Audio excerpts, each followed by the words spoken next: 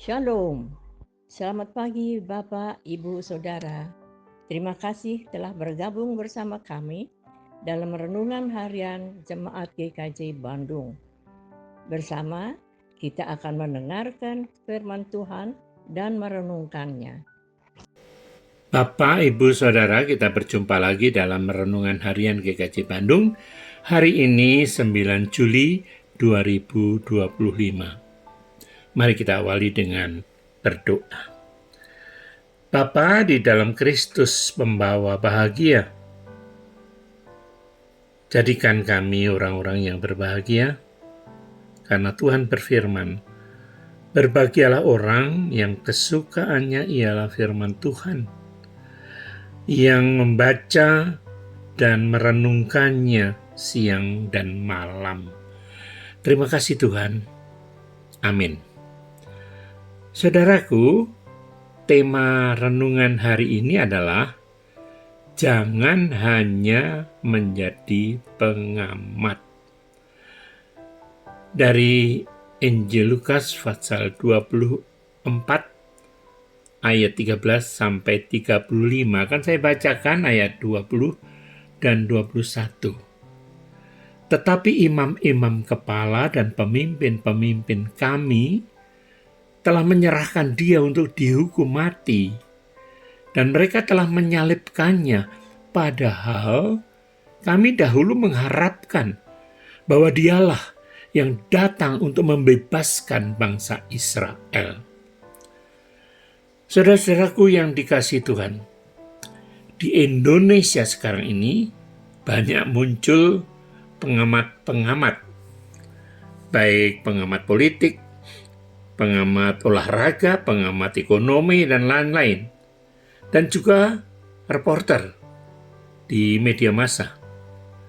Para pengamat ini bukanlah orang sembarangan. Mereka mempunyai kemampuan untuk menguraikan dan menganalisa permasalahan secara tajam. Para reporter pun juga tidak kalah hebatnya, sebab mereka mampu untuk memburu sumber berita yang otentik, untuk disajikan kepada masyarakat secara lengkap dan menarik. Pada umumnya, mereka itu kebanyakan sebetulnya adalah penonton, orang yang berada di luar gelanggang. Mereka tidak ikut merasakan yang mereka analisa itu, dan mereka tidak hidup dalam suasana itu yang mempengaruhinya. Nah, inilah gambaran dari dua orang murid Yesus yang berjalan menuju ke Emmaus. Mereka membicarakan dan menganalisa seluruh peristiwa yang berhubungan dengan Yesus hingga kebangkitannya. Waktu yang dipergunakan untuk diskusi itu cukup panjang, mengingat jarak Emmaus ke Yerusalem itu sekitar 7 mil dan ditempuh dengan berjalan kaki.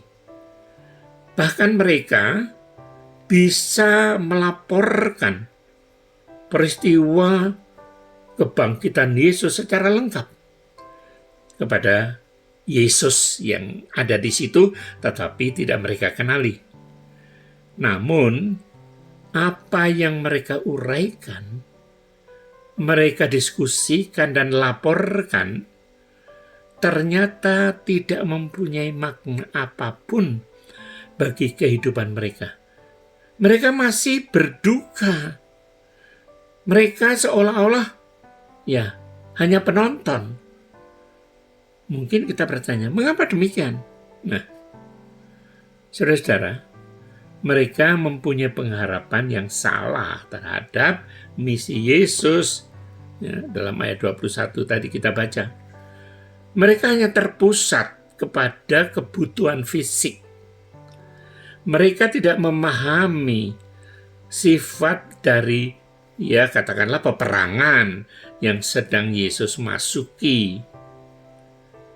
Karena itu apa yang Yesus katakan, yang Yesus alami, merupakan kehancuran bagi pengharapan mereka. Mereka pun tidak mempunyai pemahaman yang menyeluruh atas semua yang Tuhan firmankan. Pemahaman mereka hanya sepotong-potong. Sesungguhnya jika mereka mempunyai pemahaman firman Tuhan yang tertulis secara benar dan yang dia dengar dari Yesus sendiri, maka apa yang mereka analisa dan laporkan sudah cukup membawa mereka pada pemahaman siapakah Yesus yang sebenarnya.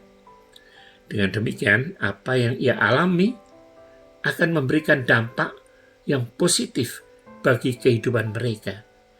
Walaupun nyatanya tidak. Oleh karena itu, saudara-saudara, mari kita bertanya pada diri kita sendiri. Sudah berapa lama kita memperingati kebangkitan Tuhan Yesus? Apakah selama ini kita hanya cakap sebagai pengamat atau reporter? Ataukah kebangkitan Yesus itu sudah membawa dampak dalam kehidupan secara pribadi, memberikan pengharapan yang kuat akan kehidupan kita di masa depan sesudah Tuhan memanggil kita? Kembali kepada kita masing-masing. Amin.